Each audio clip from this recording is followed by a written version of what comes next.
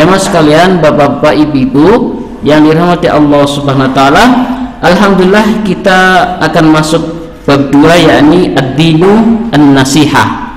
Agama adalah nasihat. Akan tapi kita sebelumnya akan sedikit menyelesaikan bab sebelumnya, dan ada hadis yang menarik yang kemarin kelewatan. Rasulullah sallallahu alaihi wasallam bersabda, "Idza maridul abdu aw safara kutiba lahu ma kana ya'malu sahihan muqiman." Ya, kemarin di awal disinggung bahwa orang yang terbiasa melakukan kebaikan, misalnya ngaji rutin malam Jumat atau biasanya sholat berjamaah, tiba-tiba ada uzur syar'i, misalnya bepergian atau sakit, ya, sehingga dia tidak datang ke masjid, misalnya sholat berjamaah atau pengajian, tapi oleh Allah dicatat dalam keadaan sama sebagaimana kebiasaan sebelumnya. Jadi misalnya hari ini ada saudara kita yang uzur, betul-betul nggak bisa hadir, sebelumnya hadir rutin insya Allah, ya, istiqomah, tapi karena mungkin ada keluarganya sakit, tapi tetap dihitung hadir pahalanya di masjid taklim. Ya, ini pentingnya apa? Faidah atau keutamaan yang diberikan oleh Allah Subhanahu wa taala. Lihat, idza maridul abdu aw safar kutiba lahu ma kana ya'malu sahihan muqiman. Ya, apabila seorang hamba ya sakit atau sedang dalam perjalanan, ya, kutiba lahu ma kana ya'malu sahihan muqiman, maka dicatat oleh Allah SWT sebagaimana biasanya, ya, sebagaimana amal soleh yang rutin dia lakukan, ya. Atau biasanya kita mungkin punya amal khusus yang semua orang tidak tahu kecuali hanya kita dan Allah, kita rutin misalnya, dan qadarullah terhalang untuk melakukan rutinitas tersebut, dicatat oleh Allah sebagaimana biasa rutinitas kebaikannya. Jadi ini pentingnya kita ketika memiliki kesehatan, waktu luang, gunakan untuk yang bermanfaat, sehingga apa? Ketika diuji sakit tetap dicatat dalam keadaan baik. Nah, ini keuntungan orang yang saleh, ya. Sakit pun dia tetap dicatat sebagaimana pahala, ya, padahal dia tidak hadir, ya, padahal dia mungkin di rumah sedang sedang dalam perjalanan, ya, dia tetap dihitung hadir pahalanya, ya. Tapi kalau ilmunya beda, ya, kecuali disiarkan live, ya sambil safar, style channel YouTube atau Facebook, wah itu sama, dari ilmunya dia dapat dari ikut, tapi karena dia ada uzur syar'i, yakni safar. Jamaah sekalian dirahmati Allah SWT, inilah, ya, pentingnya niat, ya. Kemudian apabila kita ingin mendapatkan keutamaan yang lebih, ya, pahalanya berlimpah, apa? Harus hadir, ya, di dalam hal kita adalah iman dan ikhlas.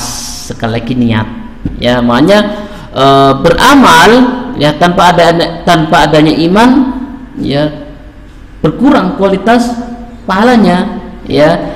Ma yaqumu biqalbi amalin minal iman wal ikhlas. Jadi apabila kita ingin mendapatkan pahala lebih, utamanya lebih, maka hadirkan dalam hati kita, ya, dalam beramal, iman wal ikhlas, keimanan, ya. Sebelumnya dibahas di antara syarat sah diterimanya amal adalah ikhlas dan ittaba, ya, mutaba'ah, mengikuti petunjuk Rasulullah. Kemudian apabila kita ingin mendapat keutamaan lebih, ya, lebih mantap lagi, karena memang kita beribadah didasari oleh rasa iman, ya. Makanya orang yang lemah imannya, ya, dia juga lemah ibadahnya, ya, karena dia tidak yakin adanya Allah Subhanahu wa taala, adanya hari pembalasan. Makanya dalam hal akhlak juga dijelaskan oleh Rasulullah, man kana yu'minu billah wal yaumil akhir, iman, ya, man kana yu'minu billahi wal yaumil akhir, ini iman. Falyaqul khairan aw liyasmut, maka berkatalah yang baik atau lebih baik diam. Iman, dasar dari ibadah kita adalah iman, ya. ya, berharap balasan dari Allah Subhanahu wa taala. Kita beriman adanya siksa bagi orang yang meninggalkan perintah Allah. Kita beriman ada balasan surga bagi orang yang beramal soleh. Sebagaimana kita mengimani hadir di majlis taklim sebagai jalan mudah menuju surga. Kita mengimani hadirnya kita di masjid taklim dihadiri juga oleh malaikat Allah. Ya, kita mengimani kita hadir majelis ilmu ini, semut-semut yang di tengah kegelapan sekarang ini sampai ikan-ikan yang ada di dasar lautan mendoakan kita dan memintakan ampun. Bayangkan, ya, kita tidak bisa menghitung jumlah ikan teri, ya, kita tidak bisa menghitung jumlah ikan yang ada di lautan memintakan ampun untuk kita. Masya Allah, ya, luar biasa. Inilah yang harus kita imani, sehingga kita dengan kuatnya iman kita menjadi besar semangat kita untuk hadir di masjid taklim, menjadi besar semangat kita untuk selalu sholat berjamaah iman. Jamaah sekalian yang dirahmati Allah Subhanahu wa taala, berikutnya ya, berkaitan masih dengan hadis yang kedua, man amila amalan laisa alaihi amruna fahuwa raddun. Jadi ketika kita beribadah, makanya kita dari awal sudah belajar fikih, ya, bagaimana perkataan ulama, pendapat ulama. Kita kemarin sudah belajar fikih, ya, at-taqrib itu semuanya bersumber dari hadis, ya, bagaimana ulama mengambil hukum dari hadis-hadis Rasulullah Shallallahu Alaihi Wasallam. Ulama mengambil hukum tidak sembarangan, ya, berdasarkan hadis-hadis dari Rasulullah Sallallahu Alaihi Wasallam. Jadi Rasulullah Sallallahu Alaihi Wasallam diutus itu untuk mengajarkan cara beragama, cara beribadah. Makanya ketika ada orang beribadah tidak mengikuti petunjuk Rasulullah, ya, laisa alaihi amruna fahuwa raddun, maka tertolak, muspro, ya. Kenapa? Harus ada landasannya dari Rasulullah Sallallahu Alaihi Wasallam. Rasulullah 23 tahun berdakwah, 10 tahun di Mekah, 13 tahun di Madinah, semuanya sudah mengajarkan tata cara beragama, tata cara hubungan sesama manusia, tata cara buang hajat, ya. Masuk kamar mandi saja diajarkan oleh Rasulullah, ya, bagaimana seharusnya ketika membersihkan najis, sampai tidur pun panjenengan diajarkan bagaimana tata cara tidur yang benar, lengkap.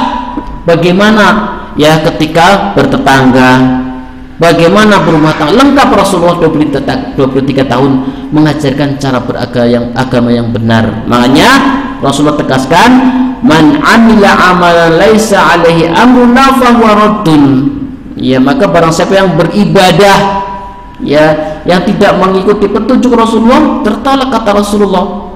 Kemarin kita sudah bahas detail masalah sholat, bagaimana berwudu, ya, kemudian hukum-hukum dari hadis yang dijelaskan oleh Rasulullah diambil oleh ulama, sehingga Pak memudahkan kita untuk memahaminya. Sudah enak. Makanya kita paling aman adalah ikuti petunjuk ulama, karena ulama faham tentang faidah-faidah yang ada di dalam hadis, ya. Dan pada asalnya kaidah mengatakan ibadah itu asalnya diharapkan sebelum ada petunjuk dari Rasulullah Shallallahu Alaihi Wasallam. Rasulullah sudah menjelaskan tata cara zikir, ya, setelah sholat. Rasulullah sudah menjelaskan bacaan ketika ruku, sudah menjelaskan bagaimana bacaan ketika sujud, sudah lengkap, ya. Makanya ketika ada orang Arab Badui mengatakan, ya Rasulullah, ajarkan aku cara bercocok tanam, ya. Memang orang Badui itu nanya itu, ya, aneh-aneh, ya. Orang Badui datang ke Rasul, ya Rasulullah, ajarkan aku bagaimana cara bercocok tanam. Maka Rasulullah jawab, antum a'lamu bi umuri dunyakum, kamu lebih tahu tentang urusan dunia kalian. Jadi kita masalah dunia silahkan sesuai kemampuan kita. Ada yang ahli komputer, yang ahli pertanian, ahli teknologi, ahli tata boga, itu terserah, itu masalah dunia. Al-amru fid dunya ibahatun, segala hal urusan dunia hukumnya boleh. Ya, mau masak apa terserah, bumbunya macam-macam terserah, mau ahli komputer mau bikinnya terserah. Ya, sehingga muncul kaidah ya maslahatul mursalah, sarana itu dihukumi sesuai dengan tujuannya. Masjid ini nggak ada di zaman Rasulullah. Kenapa? Karena tujuannya sebagai pendukung ibadah, maka berpahala. AC ini zaman Rasulullah tidak ada karena urusan dunia, tapi karena untuk mendukung fasilitas ibadah, jadi orang yang membelinya berpahala, membuatnya juga berpahala. Apa? Tujuannya membuat nyaman orang yang beribadah. Sampai handphone, ya, buku tulis dan sebagainya, sampai mix ini nggak ada di zaman Rasulullah. Tidak salah karena urusan dunia.